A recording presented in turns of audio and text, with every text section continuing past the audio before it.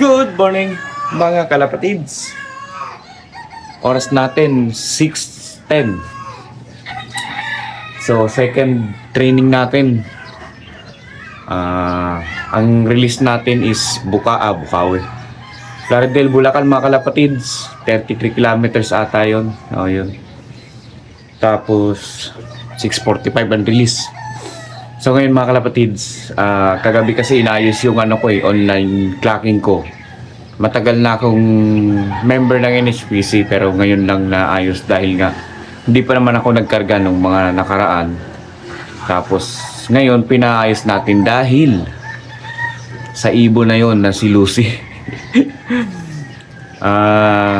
Sinalihan na natin ng pooling mga kalapatids. Bali 2 ibon yung sinalihan natin ng pooling. So, para mas exciting nga, sabi ko kagabi, yung ating abangan. So, pasensya na kayo, medyo hyper pa no? Medyo excited lang ako dahil first time ko nga sumali ng pooling. Dati, napapanood ko lang yan sa YouTube palagi, sa Facebook. Pero ngayon, kasali na tayo. Kape tayo mga kalapatids.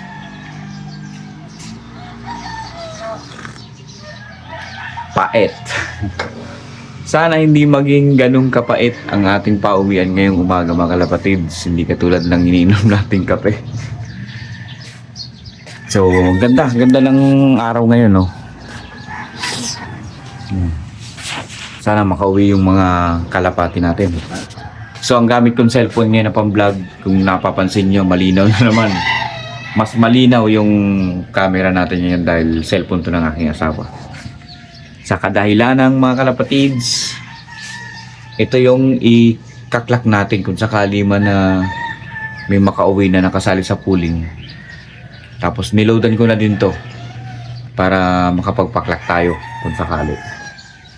So good luck sa atin. Meron pa tayong halos 40 minutes. Kakape-kape muna ako at sisilipin ko yung mga ibon natin doon. Tapos ipe-prepare ko din yung pang salubong natin sa kanila. See you mga kalapatids. Tamang kape lang tayo mga kalapatids. Umulan kagabi mga alauna at tayo, alas 12. So yun mga kalapatids, ayan na yung hindi natin isinama sa training ngayon dahil nangitlungga siya. Tapos ayan yung natira nating mga ibon. Ito malaki na si si Poknat to. Hindi ko na nasikasin mga kalapatids. Hindi ko nga yan nasuotan ng club ring. Ano yung nasuot ko dyan? Commercial. Dahil hindi ko nakikita yung pang club ring natin. Hindi ko kailangan ng masuotan. Commercial yung naisuot ko. Ayan. Hintayin mo yung mama mo ha. Sana makauwi siya agad. Tapos yung asawa ni Frankie, ayun naglilimlim. Tapos yung young bird din natin na isa. Ayan. Hintay tayo 30 minutes pa. Niready ko na yung nila mga kalapatids, pagkain, tapos electrolytes. Yan yung hinahanda ko dito pag darating sila. Sana makatapos sila ng training mga kalapatids. Grabe yung training, hanggang Muñoz Nueva Ecija yata no, San Jose. Ang haba nung maiksi yung pacing. Halimbawa loading ngayon, kinabukasan release, pahinga ng isang araw, loading ulit, release naman. Talagang magkakaubusan ng ibon. Lalo na tayo na newbie pa lang. Ginagamay pa lang natin yung sistema na kung ano yung nalalaman natin sa pag-iibon.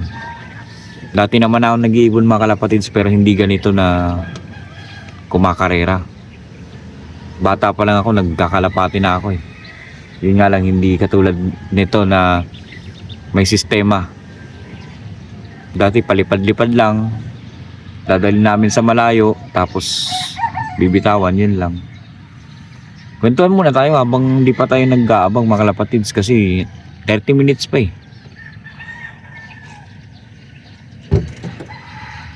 Tapos dito nagsimula tayo ng 2 ibon. Dalawang ibon yung sinimulan natin dito na cowboy. Hanggang nakabili tayo sa Bayou Pigeon. Naka-acquire tayo sa mga naging kaibigan din natin na fancier dito sa Marikina. Kaya meron tayong nagagamit ngayon. So tingnan na natin kung hanggang kailan sila papalo dito sa atin. Time check mga kalapatids, 6:35.